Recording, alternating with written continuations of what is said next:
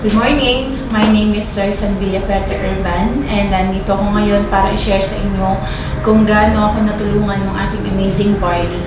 Well, exactly 1 year ago, last February 12, nagkaroon ako ng bacterial meningitis. No idea kung ano yung cause, pero nung time kasi na yon, nagkaroon ako ng mga symptoms ng parang trangkaso lang. So akala namin trangkaso lang. Nag-chills ako, sobrang taas ng fever ko. And then, nung second day, nag-shut down yung brain ko. Yun pala, ganun na kalala yung condition ko. Luckily, nadala ako sa hospital ng husband ko together with my friends. And nung time na yun, sobrang natakot din ako, or natakot sila kasi akala nila totally mawawala na ako. Pero thank God kasi within the day, nakapag-respond naman ako ng maayos. So, dun sa case ko, ang nangyari, bale, akala nila, totally, hindi na talaga ako makasurvive. Pero, sobrang laking natulong sa akin ng Barley kasi prior to that, nagtitake na talaga ako ng Barley.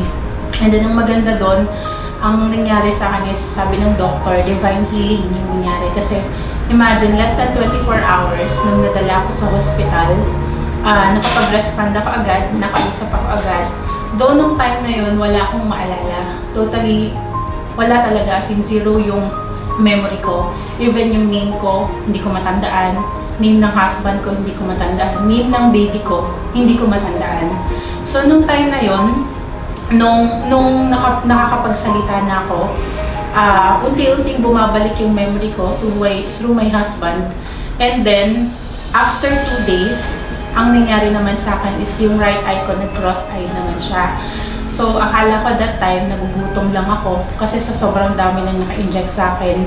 May NGT ako, may catheter ako. Lahat ng apparatus nakadikit, nakapasok sa akin. So, akala ko that time, nagugutom lang ako. And then, nung dumating yung doctor ko, sabi ko, Doc, parang nadudulin po ata ako.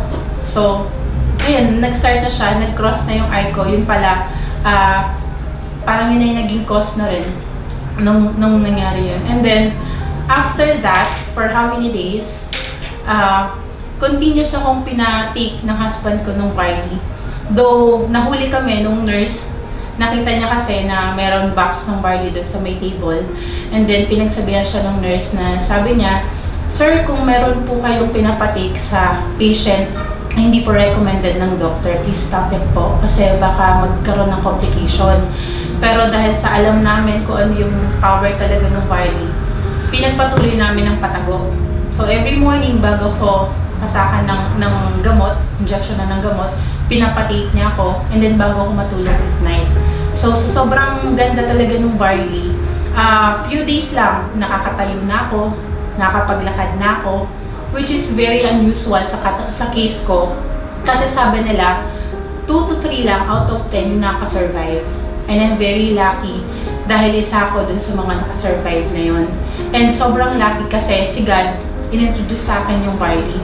If not because of this Barley, possible wala na ako ngayon. And then, ang sobrang bilis ng recovery ko, 8 day pa lang, pwede na akong lumabas ng hospital. And then, umabot lang kami ng 11 days. Pero, in the span of time, 3 weeks akong duling yung eyes ko.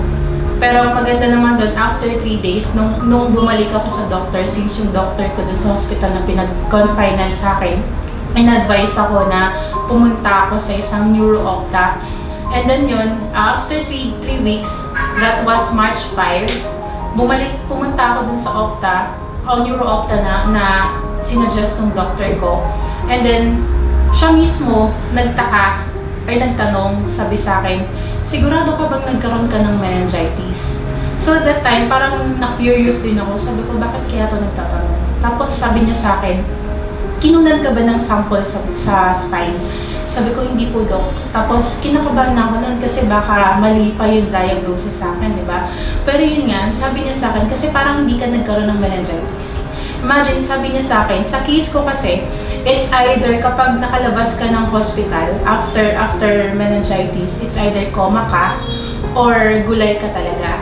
Pero dun sa case ko kasi nakakalakad na ako, nakakarga ko na yung anak ko, normal na, as in normal na.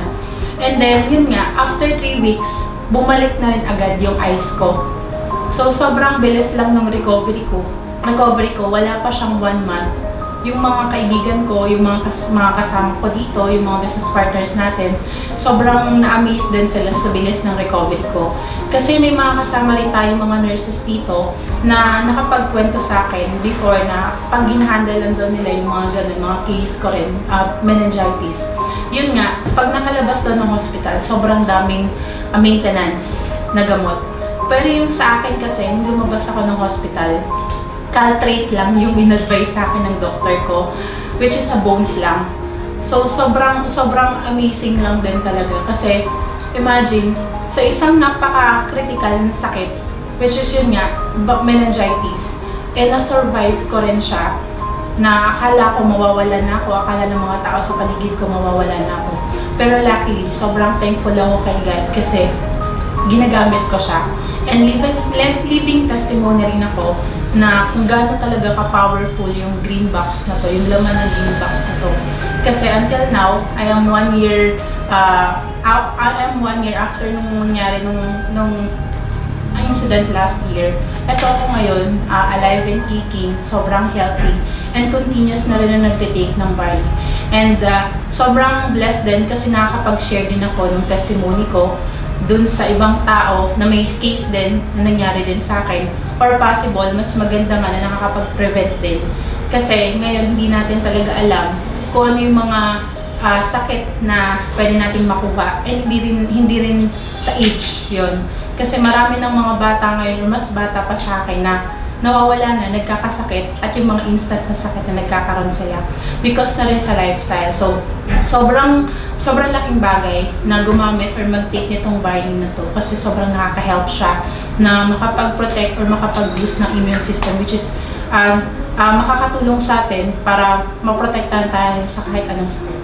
So yun lang, hopefully makapa-inspire to and makatulong din sa inyo yung testimony ko. And to God be the glory. Thank you.